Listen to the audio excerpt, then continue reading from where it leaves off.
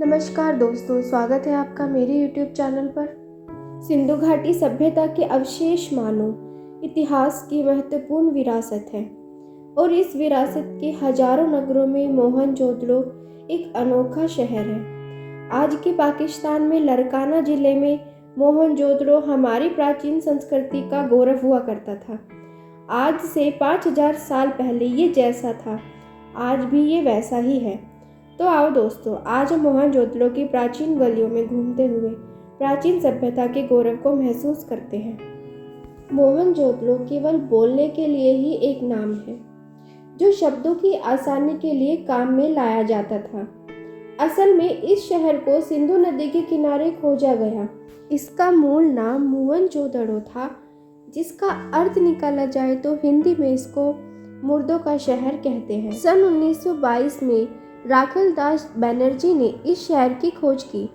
तब खुदाई में यहाँ बहुत सी हड्डियाँ, कंकाल इतनी ज़्यादा मात्रा में मिले कि लोगों ने इसको मुर्दों का शहर कहना शुरू कर दिया। इसलिए इसको सिंधी भाषा में मोहनजोदड़ो का नाम दिया गया। सन 1922 में राखल दास बनर्जी ने इस शहर की खुदाई कराई।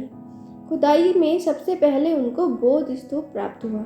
खुदाई के दौरान इस शहर से बड़ी इमारतें, जलकुंड, मजबूत दीवार वाले घर, सुंदर चित्रकारी, मिट्टी व धातु के बर्तन, मुद्राएं, मूर्तियां, ईंट, तराशे हुए पत्थर और बहुत सी चीज़ें मिली, जिससे ये पता चलता है कि यहाँ एक व्यवस्थित शहर बना हुआ था।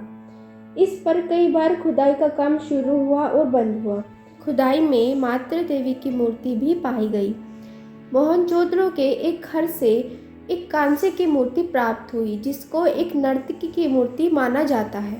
मोहनजोदड़ो शहर से प्राप्त हुई वस्तुओं के अवशेषों में उस समय की भाषा में छपी लिपि को आज तक कोई समझ नहीं पाया। इससे यह साबित होता है कि उस समय इस शहर के लोगों की अपनी एक भाषा थी। खोज से पता चला था कि यहाँ के लोग गणित का भी ज्ञान रखते थे। इन्हें जोड़, घटाना, मापना सब कुछ आता था। विश्व की सबसे प्राचीन और सभ्य सिंधु घाटी सभ्यता में लोग आज की तरह ही प्रकृति प्रेमी हुआ करते थे। पेड़, नदियों और भगवान की पूजा करते थे। इसके कुछ प्रमाण खुदाई के दौरान प्राप्त हुए। शिव पूजा, सूर्य आराधना, स्वास्तिक चिन्ह के भी कई प्रमाण मिले हैं।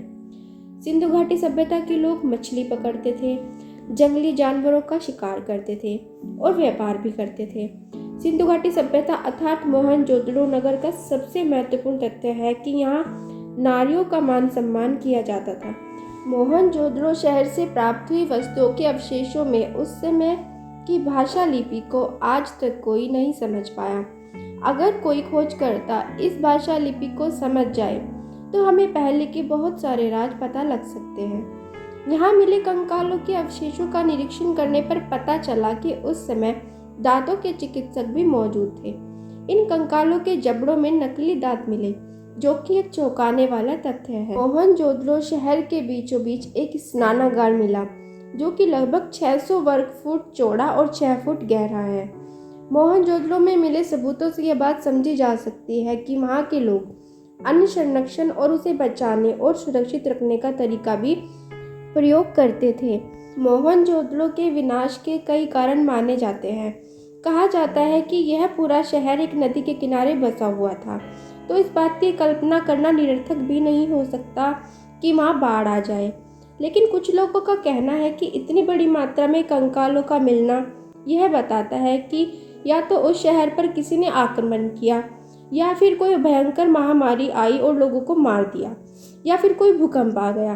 केवल बाढ़ से इतने सारे लोग नहीं मर सकते, तो यह कहना मुश्किल होगा कि इस सभ्यता का विनाश कैसे हुआ। आशा करती हूँ आपको मेरी यह कहानी पसंद आई होगी। मेरे चैनल को लाइक और सब्सक्राइब जरूर करें।